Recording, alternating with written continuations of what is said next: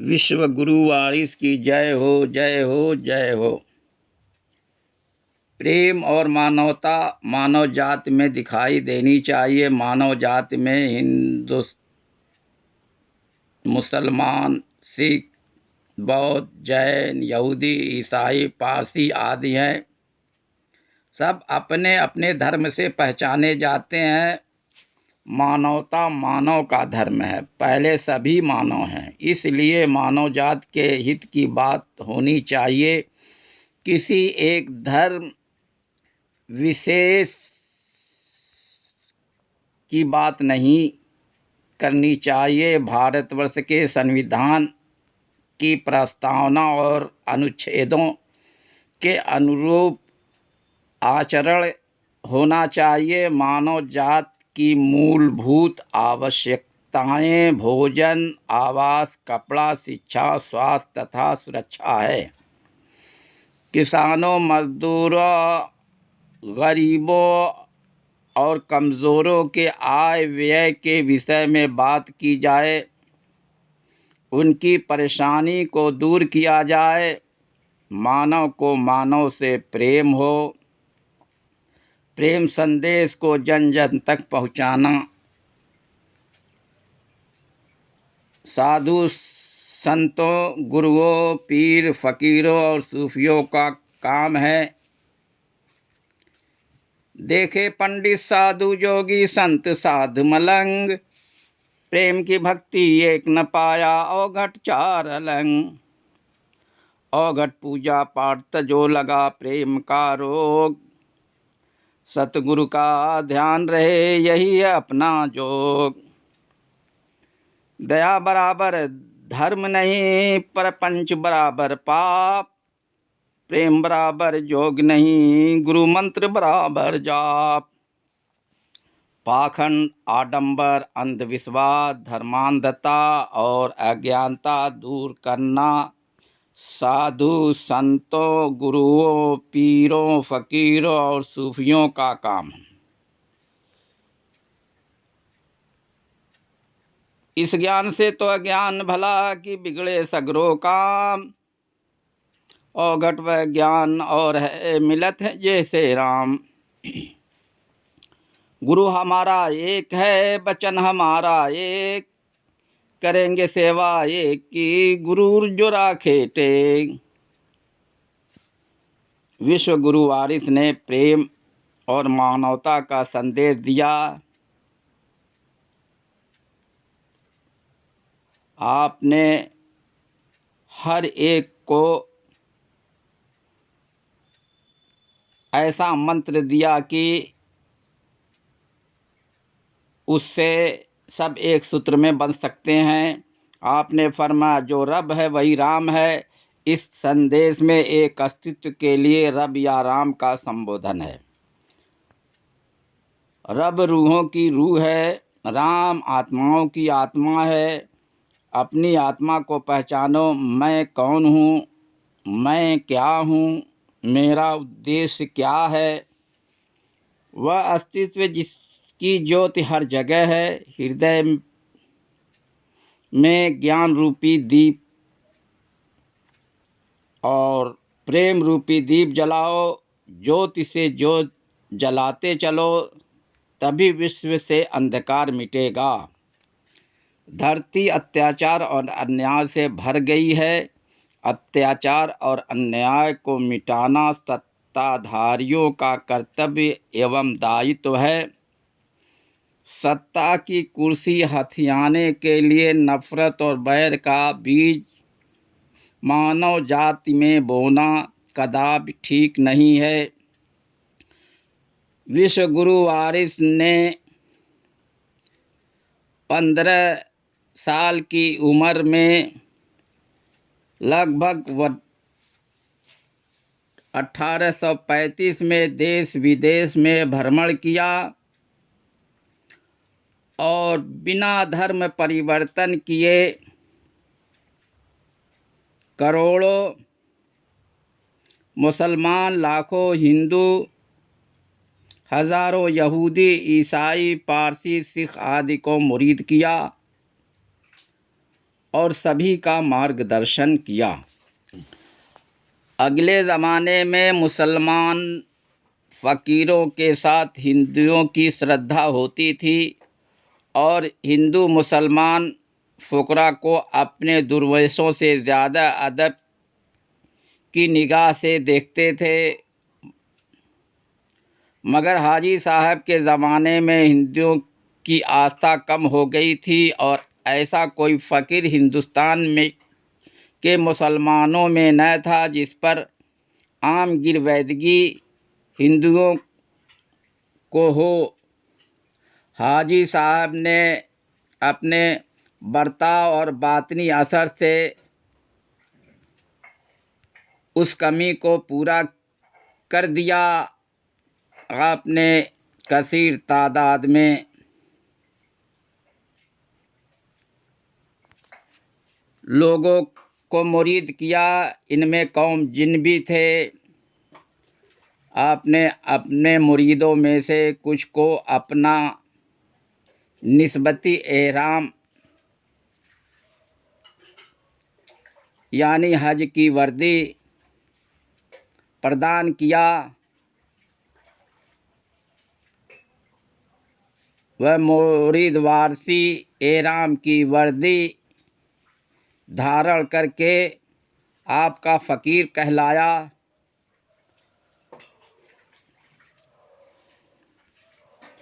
हज़ारों हिंदू और मर्द या वारिस का नारा लगाते दीवाने वार देवा की गलियों में फिरते थे। खुदा की वर्दी एहराम का जुलूस निकलता था और एहराम को खान में सजाया जाता था और मन्नत अदा करने वाला उसको अपने सर पर रख कर बाजे गाजे के साथ या वारिस का नारा लगाते हुए हाजी साहब की खिदमत में पेश करता तो आप उसको पहन लेते थे और पुराना उन लोगों को देते थे जो टुकड़े टुकड़े करके आपस में बांट लेते थे। हिंदू मुसलमान छोटे बड़े सब एक ख्याल और एक रंग में रंगे हुए नज़र आते थे। ठाकुर पंचम सिंह, पंडित दीनदयाल शाह, ब्रह्म शाह, अलफ शाह, बंगाली शाह आदि एहराम पोश फुकरा आपकी शरण में रहकर अपने जीवन को सार्थक बनाया। एक मर्तबा का वाक़या है कि हुजूर हाजी साहब बनारस तशरीफ़ ले गए। जिस वक्त हुजूर की पालकी राजघाट पर पहुंची, पंडित पुजारी महंत ने आपका स्वागत किया। आपने सबसे फरमाया, हम और तुम एक हैं। जब हमको बखुशी इजाज़त दो, हम एक शख्स के यहाँ क़याम करें, वहाँ सबसे मुलाकात हो जाएगी। हुजूर ने एक हकीम साहब के यहाँ क़याम किया। बाज़ महंतों ने खाने भेजे, बाद ने फूल माला मेवे पेश किए। हज़रत औखर शाह लिखते हैं कि मुझसे एक साधु साहब ने दरियाफ्त किया कि तुम कहाँ से बैत हो। मैंने हुजूर अनवर का नाम बताया। उन्होंने निहायत जोश में आकर कहा कि वह फ़कीर और फ़कीर बहुत कम होते हैं, औलिया और पीर बहुत होते हैं। इसके बाद यह शेर पढ़ा,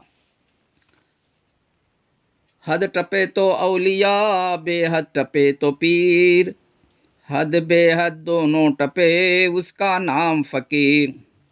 हिंदुस्तान के फ़ुकरा में सिवा हाजी साहब के किसी ने बैरून हिंद अर्थात यूरोप के मुल्कों में जाकर यहूदी ईसाई का मार्गदर्शन नहीं किया। स्पेन के बाशिंदे मिस्टर काउंट ग्लार्दा ने अर्ज़ किया कि हम अपनी ज़िंदगी में अपनी इन्हीं आँखों से खुदा को देखना चाहते हैं। हुजूर ने फरमाया कि आशिक को माशूक ही की ज़रूरत हुआ करती है। मन तू शुदम तू मन शुदी। फरमाया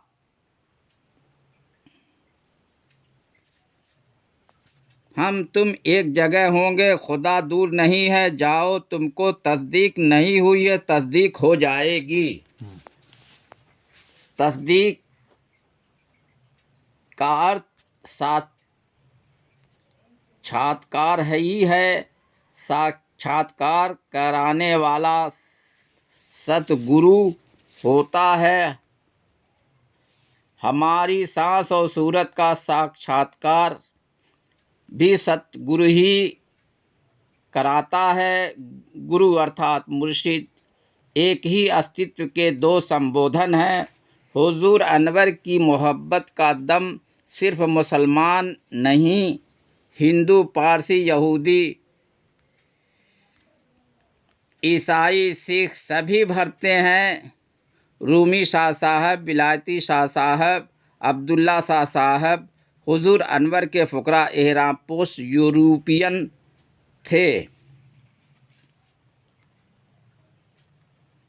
राजा के राजपाट के कार्यप्रणाली का प्रभाव प्रजा पर पड़ता है। वर्तमान काल का सत्ताधारी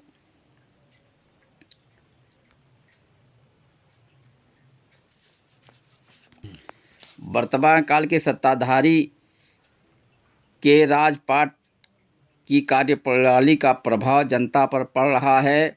अत्याचार अन्याय के दौर में जनता में त्राहिमाम मची है। सब नफसी नफसी के आलम में है। जो भी संगठन के पदाधिकारी हैं वह निष्काम भाव से अपने अपने कर्तव्यों और दायित्वों का पालन नहीं कर रहे हैं। जो समाजसेवी संगठन हैं वह राजनीतिक पार्टियों की तुलना में अधिक एक्टिव हैं। इनमें राष्ट्रीय स्वयंसेवक संघ है, जो धर्म और अध्यात्म के आंदोलन को चलाने की ओर अग्रसित दिखाई दे रही है। जाति और धर्म की राजनीति के बल पर सत्ता पाने के प्रयास में अग्रसित जो भी हैं, उनकी मानसिकता मानवता की सोच के विपरीत है। मानवता भारतवर्ष के फ़कीर हज़रत सैयद वारिस अली शाह विश्व गुरु की भूमिका का निर्वाह कर चुके हैं।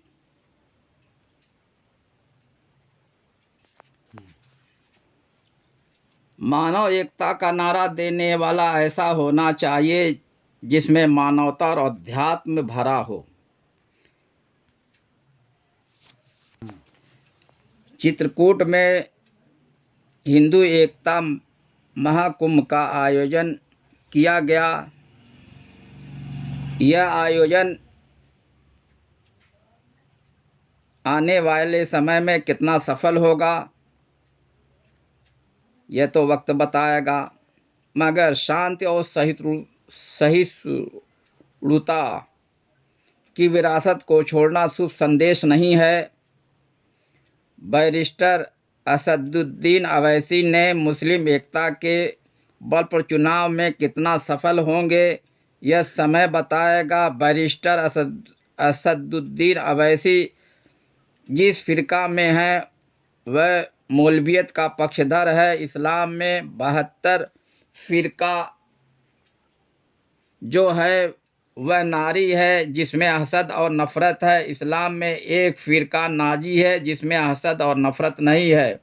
मानवता और प्रेम संदेश को जन जन तक पहुंचाना हमारा उद्देश्य और लक्ष्य होना चाहिए।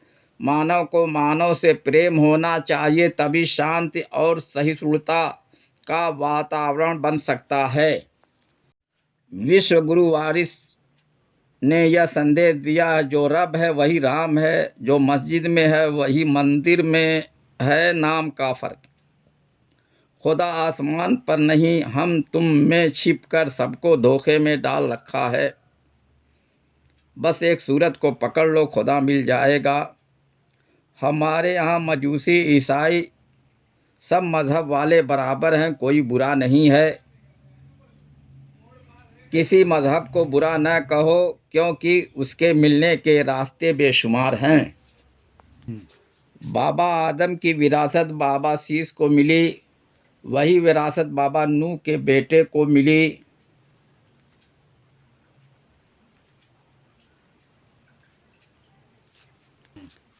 बाबा आदम को स्वज्ञान था, इसलिए उनके पास स्वधर्म था। प्रारंभ से अंत तक स्वधर्म ही है, इसको सब ने छोड़ दिया है। इसीलिए भिन्न भिन्न धर्मों में बटे हुए लोग हैं। बाबा नूह के बेटे की नस्ल में इब्राहीम अलैहिस्सलाम थे, जिनका मज़ार यरूशलेम में है। यरूशलेम शहर में यहूदी, ईसाई और मुसलमान की मजहबी यादगारें हैं। बाबा नूह अलैहिस्सलाम का मज़ार अयोध्या में है। बाबा नूह अलैहिस्सलाम के बेटे हाम की नस्ल में हिंदुस्तानी, अफ़गानी, पाकिस्तानी, बंगाली आदि देशवासी हैं।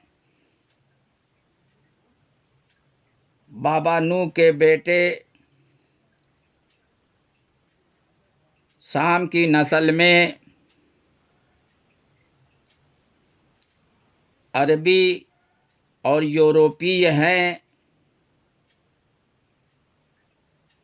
बाबा नूह के बेटे याफस की नस्ल में चीनी और मंगोल हैं। स्वधर्म हज़रत आदम से लेकर आज तक और आगे भी एक ही रहेगा, इसमें कोई बदलाव नहीं हुआ है। स्व के माने आत्मा, स्वधर्म के माने आत्मा का धर्म है। मानव ने मंदिर, मस्जिद, गिरजा, गुरुद्वारा, शिवाला बनाया है। धर्मों में आस्था रखने वाला मानव एक अस्तित्व को स्वीकार करता है, उसी अस्तित्व की पूजा करता है। पूजा के अलावे भी आध्यात्म है। आध्यात्म के मार्ग पर चलकर मानव प्रेम और मानवता को प्राप्त कर सकता है। सांख्य दर्शन में पुरुष और प्रकृति हैं। पुरुष और प्रकृति का ज्ञान का शास्त्र सांख्य दर्शन है। इसका अभ्यास का जो शास्त्र है वह योग शास्त्र है।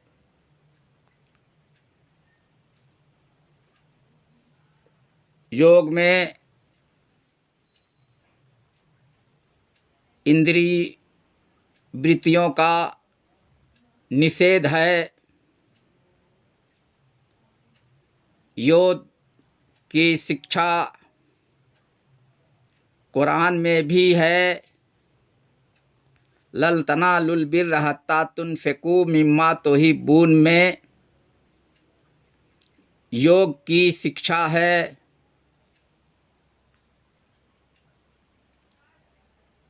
गीता में कर्म योग, ज्ञान योग और प्रेम योग है। यही कुरान पाक में भी है।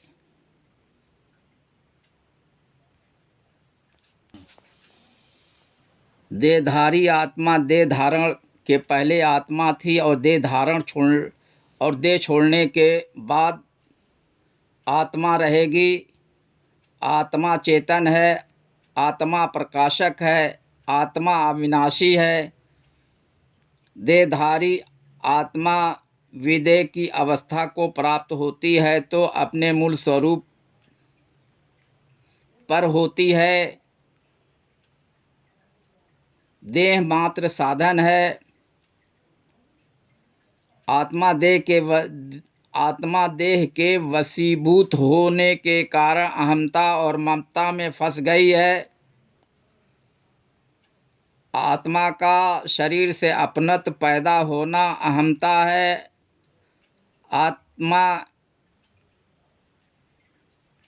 की शरीर से आसक्ति पैदा होना ममता है।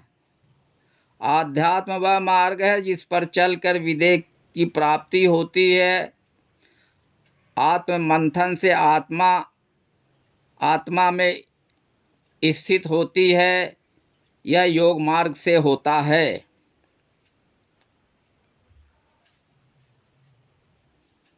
ज्ञानदाता श्री कृष्ण जी युगेश्वर योगी हैं।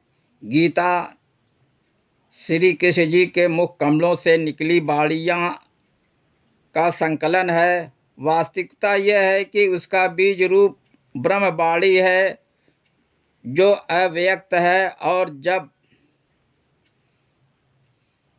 उसको 52 अक्षरों से व्यक्त किया जाता है तो वह अव्यक्त के बजाय व्यक्त हो जाती है। कुरान पाक के नुस्खों में भी अक्सी कुरान लिखा रहता है। उसका बीज रूप वही इलाही है। अक्सी कुरान अरबी ज़बान में है। ज़बान का इल्म जान लेने मात्र से ज्ञान प्राप्त नहीं होता है, बल्कि वस्तु को पहचानने से ज्ञान प्राप्त होता है।